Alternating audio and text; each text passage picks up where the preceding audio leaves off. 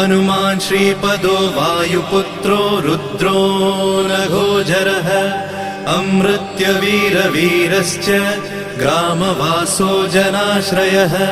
धनदो निर्गुणः शूरो वीरो निधिपतिर्मुनिः पिङ्गाक्षो वरदो वाग्मी सीताशोकविनाशकः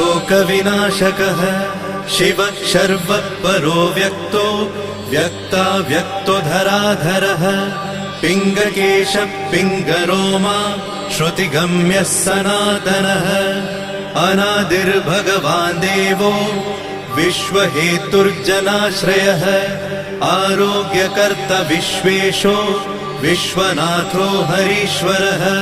भर्गो रामो रामभक्तः कल्याणप्रकृतिस्थिरः विश्वम्भरो विश्वमूर्तिर्